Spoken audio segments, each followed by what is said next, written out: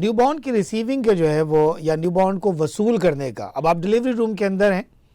Delivery room आपका जो है वो इस तरह से उसके जो है वो आलात होने चाहिए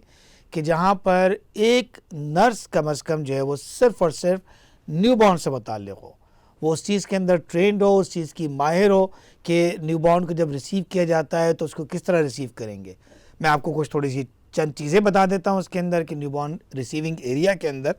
ये मैं सिर्फ मैटरनिटी होम की बात करूँ जहाँ NICU मौजूद नहीं है, वहाँ पे भी कम से कम क्या होना चाहिए, एक न्यूबॉर्न रिसीविंग ट्रॉली होनी चाहिए।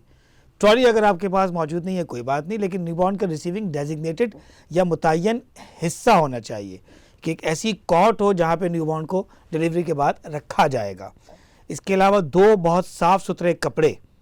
मतलब ये कि वो ये मैं ये नहीं कह रहा है कि बहुत सोफेस्टिकेटेड बिल्कुल नए कपड़े, साफ़ सुथरे पे मैंने शर्त लगाई है कि वो धुले हुए साफ़ सुथरे कपड़े वहाँ होने चाहिए जिसके ऊपर कोई गंदगी ना लगी हुई और तमाम चीज़ें उसकी साफ़ सुथरी हों, वो वहाँ पे मौजूद होनी चाहिए। उसको प्री वार्म कर लें।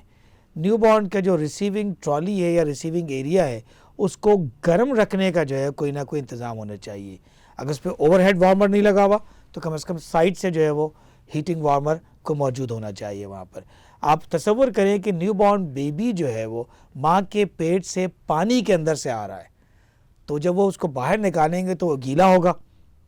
उसको उन प्री वार्म ब्लैंकेट्स या प्री वार्म कपड़ों के ज़रिए पहले कपड़े से साफ़ किया जाएगा फ़ौरन,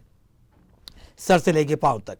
उसके जिस्म पे जो पानी लगा हुआ उसको, क्योंकि ये पानी अगर लगा हुआ रहेगा तो वो अपनी हीट लॉस कर देगा, हीट लॉस करेगा तो कई बीमारियां उसके अंदर जो है वो डेवलप हो सकती हैं। उन बीमारियों का जिक्र फ़िलहाल हम नहीं करते कि इसके स्कोप से बाहर है वो, लेकिन हम ये तसव्वुर करें कि अगर हमने ये काम नहीं किया तो हम बच्चे को मुश्किल में डाल रहे हैं। तो ये बहुत आसान सी चीज़ नहीं है कि हम ये कहें बेबी डिलीवर हो गया बस ठीक है कोई मसला नहीं है, वहाँ आपकी तैयारी होनी चाहिए। मैं फिर दोबारा जो इस बात पे ज़ोर दे रहा हूँ कि वो बच्चे को रिसीव करने वाली नर्स या डॉक्टर, वो उसकी ज़िम्मेदारी कुछ और नहीं होगी, किसी सूरत में नहीं हो सकती, वो सिर्फ बेबी के लिए ज़िम्मेदार है।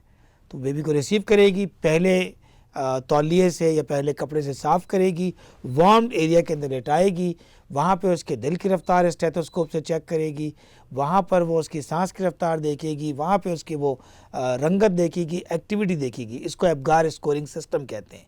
जिसके ज़रिए हम एक दूसरे से कम्युनिकेट करते हैं कि बेबी का पहला मिनट कैसा था,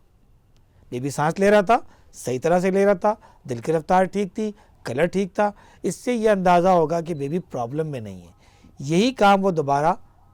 5 मिनट पे करेगी। तो 1 मिनट एंड 5 मिनट एबगार देखा जाएगा। तो ये एबगार सिस्टम है, इस पर हम नहीं जाते क्या किस तरह, लेकिन वो नर्स या वो डॉक्टर इसको तफसील से चेक करेंगे। उसके बाद जो है वो डिलीवरी रूम की जो डॉक्टर है या इंचार्ज डॉक्टर उसको बता देंगे कि बेबी अब बिल्कुल ठीक है।